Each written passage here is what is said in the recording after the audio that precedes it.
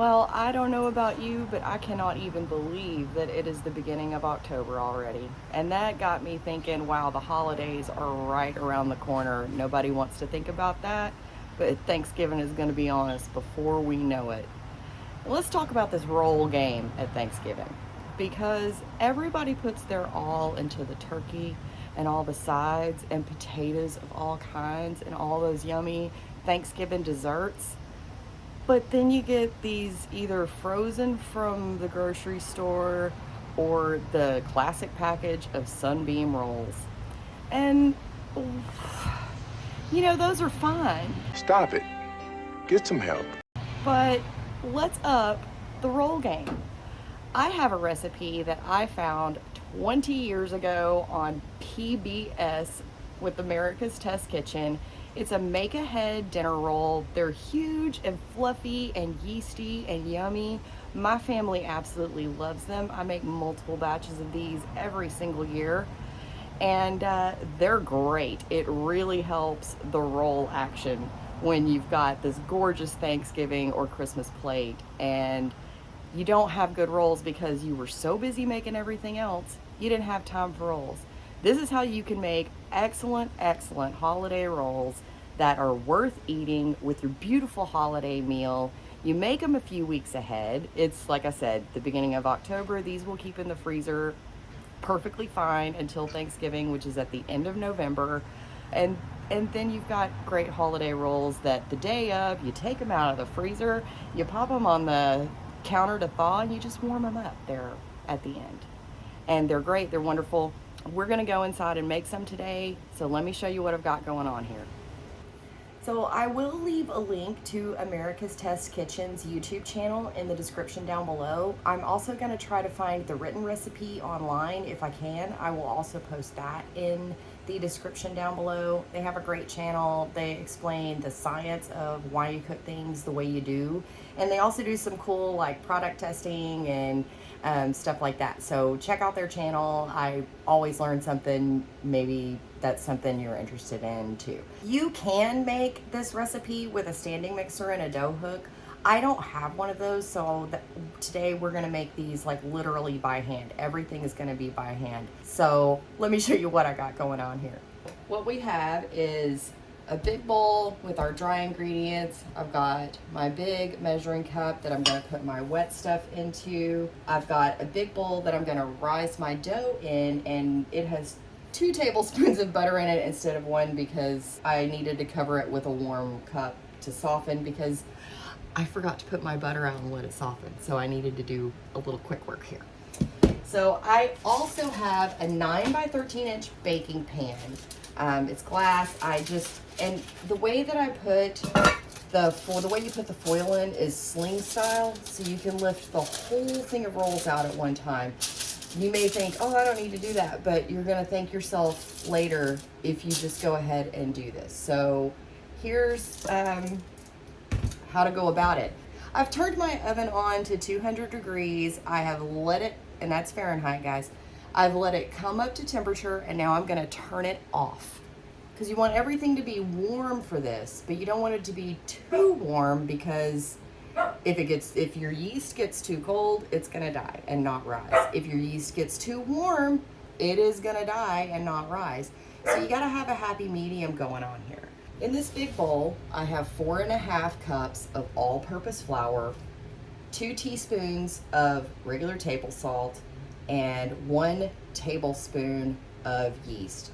Now, the recipe calls for rapid rise yeast, which I thought I had, but I did not. I have active dry yeast.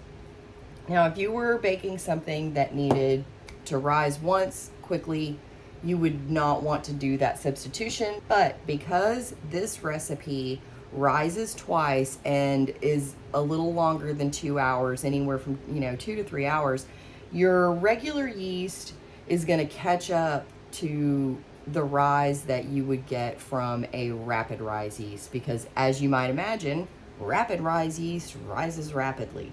This just takes a little more time. So no big deal. You can make that substitution, just a note there. So I've got my dry ingredients in that bowl. In this big old mixing cup, I have 1.5 cups of whole milk. You want that fat. Thanksgiving is not the time to skip on any kind of ingredient. You know, don't do that. This is 1/3 of a cup of honey.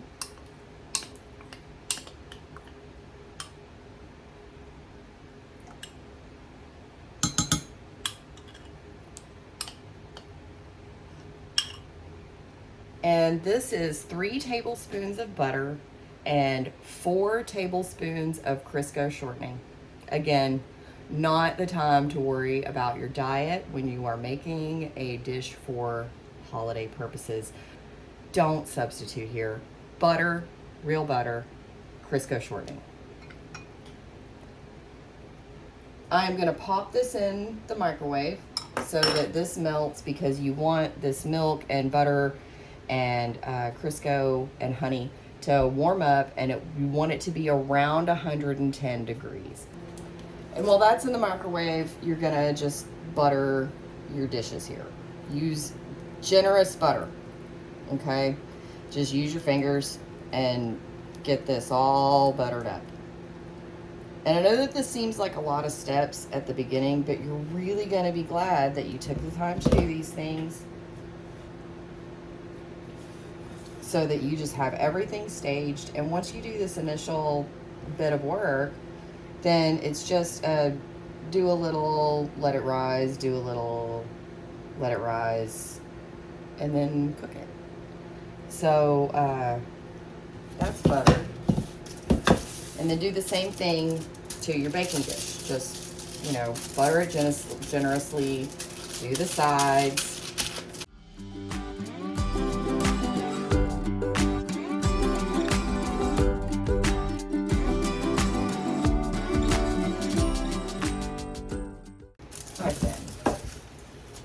Set that aside. Set that aside.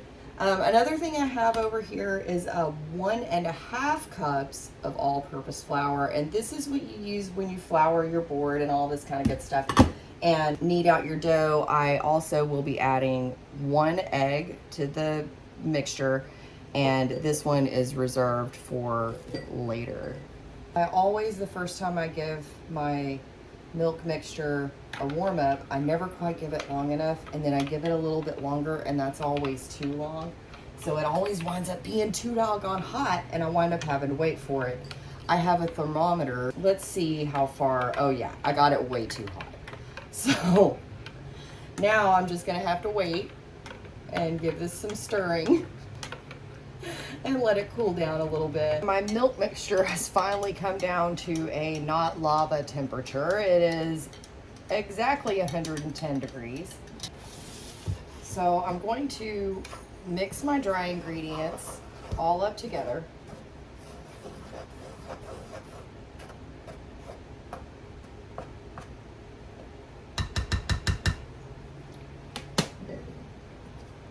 And then I'm going to add the egg.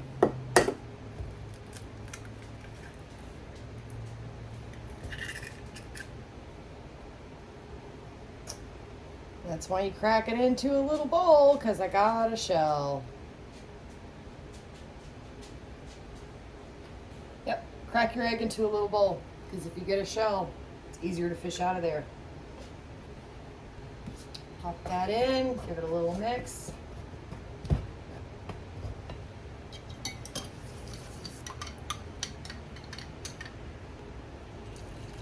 And just pour this in here. You're going to mix this up until it's just a shaggy dough.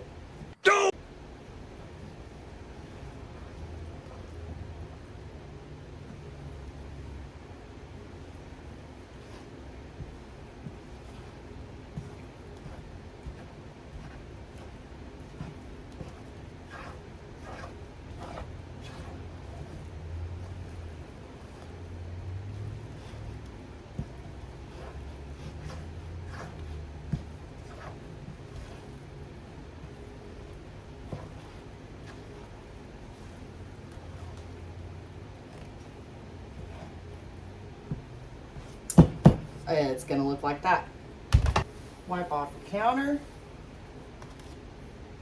Now at this stage, when you're gonna fold your dough out and knead it for about 10 minutes, you can add up to a half a cup, maybe 3/4 of a cup of flour during this process. And you're gonna need to, because it'll, that's about right.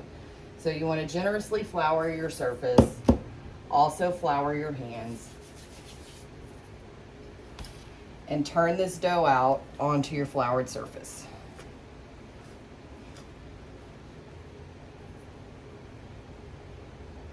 All that dough off your spoon. It's good and sticky. And now we're just gonna knead it. You're gonna knead this for about 10 minutes, incorporating about a half a cup to 3/4 of a cup of flour as you do this. And as you do, it's gonna stiffen up a little bit and it's gonna form a big cohesive ball. But you just knead it like this and just keep an eye on the time. It really does take about 10 minutes. Add a little more flour to your surface as needed. And I am going to knead this dough. And of course, I'm not gonna make you watch this whole process. I will put it in fast forward right about now.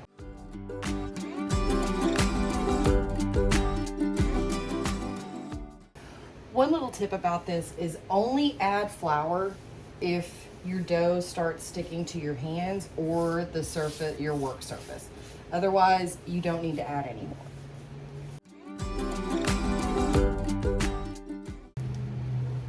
You see how it's starting to get sticky? It starts to get sticky. Just add a little more flour.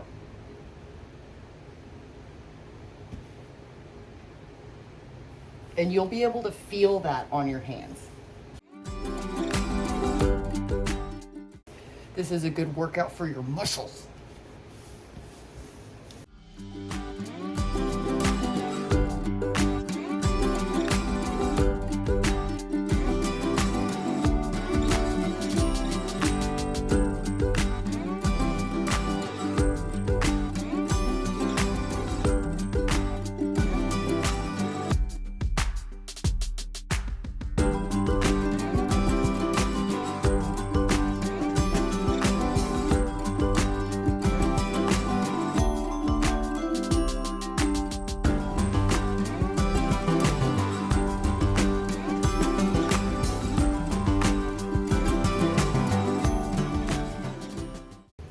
Now, this is about the halfway minute mark, and I probably will not add, just maybe a little minimal flour.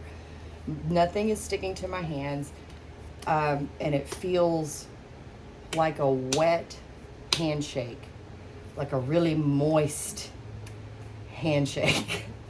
It's, you know, those people with the clammy hands. That's what the dough feels like, and it kind of bounces back a little bit. So we're about halfway there. Yeah, about another 5 minutes of kneading, and this is going to be ready for the next step.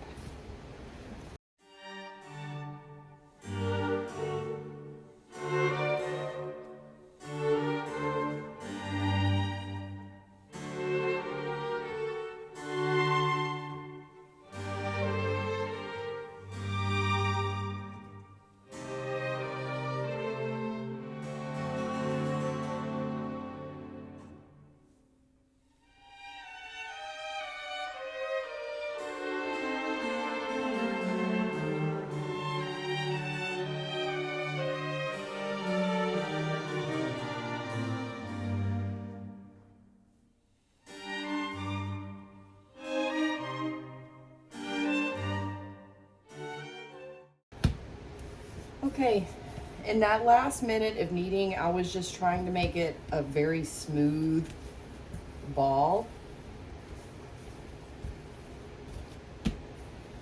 You can just kind of finish it off like that. Your buttered bowl. You're gonna turn the dough over a couple of times to make sure that the outside of your dough ball is nicely coated with the butter you put in here. I'm gonna cover this with a clean kitchen towel and put it in the oven that we warmed up earlier but turned off. So now it's just in a nice warm environment. It's gonna rise for about an hour, and it should double in size in the oven, and then we'll come back and do the next step. In the meantime, I'm gonna clean my countertop so we'll be ready for when the dough has risen in an hour, and I'll be back. A few moments later. It's been an hour, and our dough has risen. It has definitely doubled in size.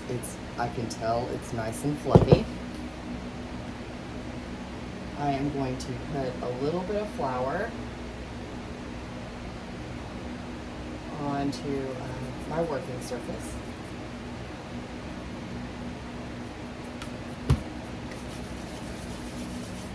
You don't want to knead this too much at this point. You just want to turn it out, punch it down.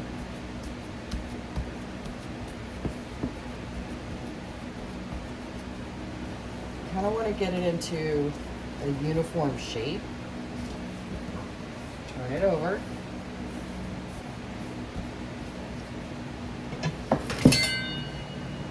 Get a big knife and cut this into 3 equal-ish pieces.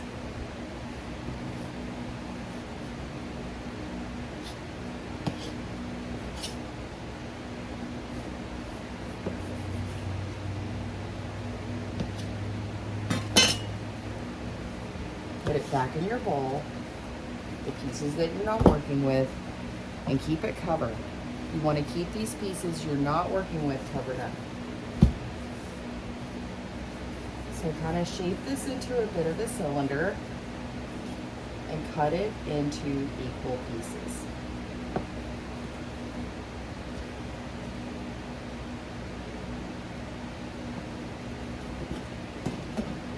And take these pieces you're not working with and put them back in the bowl. You're not going to need these. All you're going to do is kind of fold them over like this and pinch them on the bottom. You kind of make them look like a little dumpling. So make them into a little ball like this. Kind of roll them so that they make a nice little ball. And then start putting them into your dish. And you're going to do this with all of your pieces. I'm going to fast forward the video because you pretty much get it. And you're just going to pinch the dough down like that. It looks like that on the bottom. Pinch it down, put it on your counter. Give it one of these. You're kind of making a cage with your hand so that it forms a little biscuit there. Or a roll. It's not a biscuit. That's not a biscuit. So I'll fast forward this and get these made and be back in a second.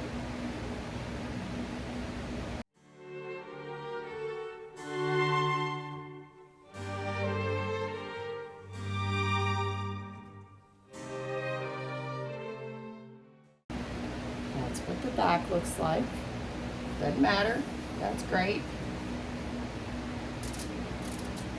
You kind of just want them to touch in your little pan. So I've used up all my cut pieces. Gonna take out the next. Again, roll it into a bit of a cylinder shape.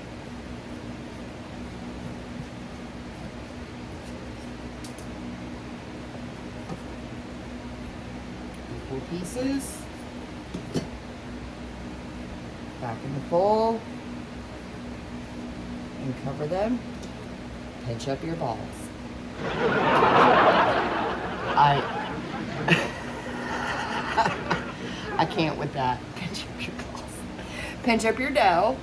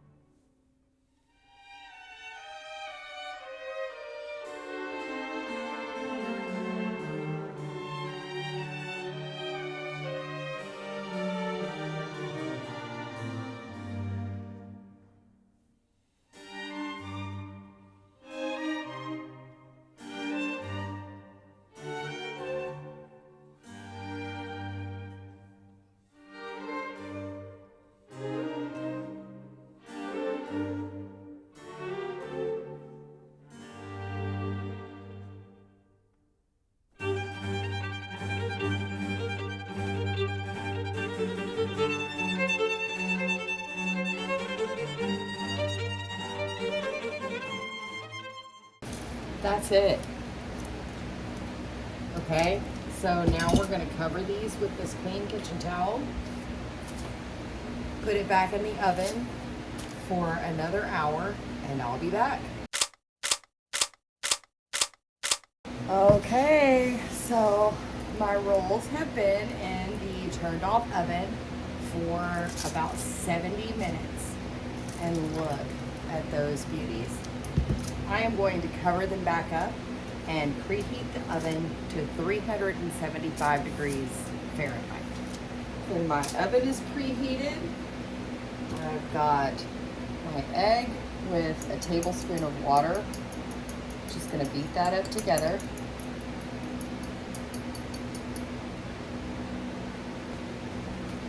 And then take your little brush, a little silicone brush or something, and just,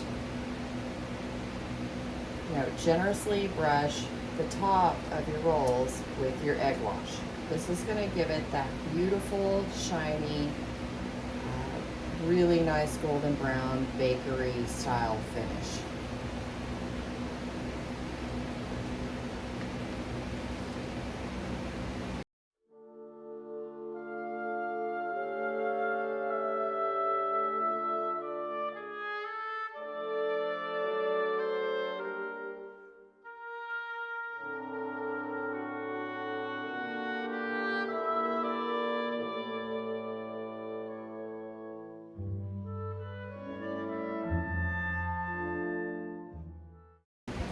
Okay, so you can see how shiny those are. We're gonna pop these in the oven for 25 to 27 minutes until they're nice and golden brown.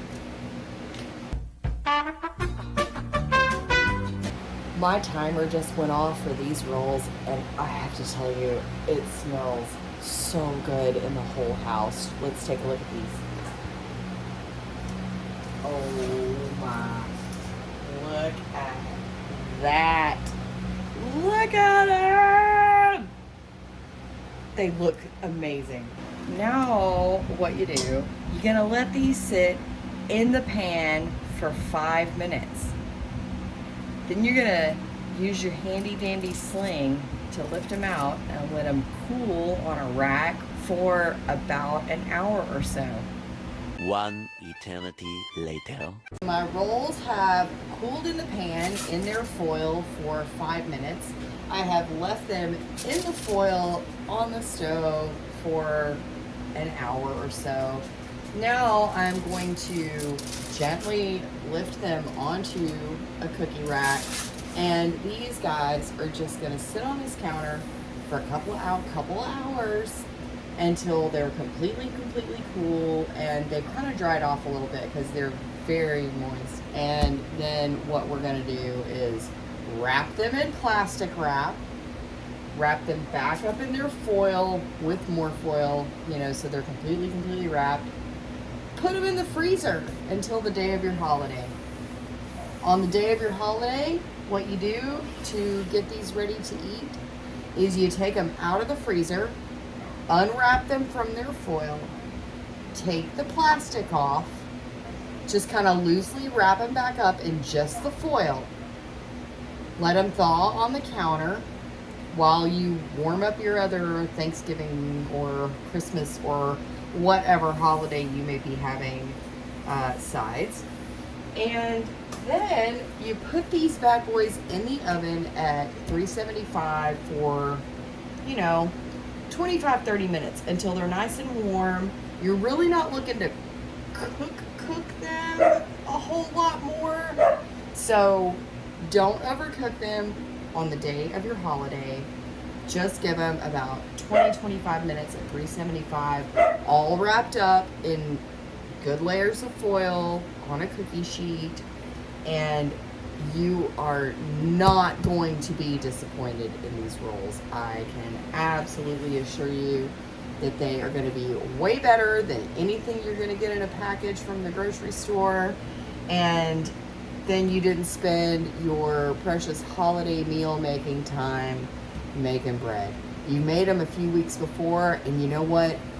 No one's ever going to know that you made them ahead of time. No one will ever know. They will think you made them fresh that day that you got up and somehow you had an extra oven in your home and you made a turkey and some beautiful rolls. So check out the original recipe from America's Test Kitchen if you want to see the science of the whys behind why you cook them this way. They explain it very, very well. Again, I'm going to leave a link to their description down below.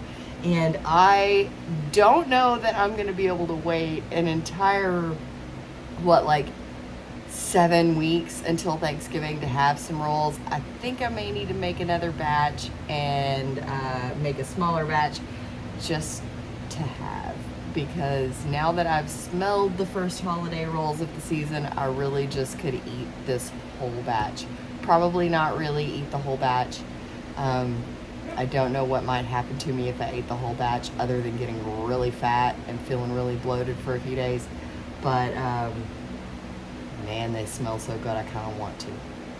So enjoy your rolls. I hope you liked the video. If you liked the video, I appreciate a thumbs up. And if you want to subscribe, that's awesome. I'm going to be making some more of these cooking videos. And I hope you have a great rest of your day, whenever it is, wherever you are.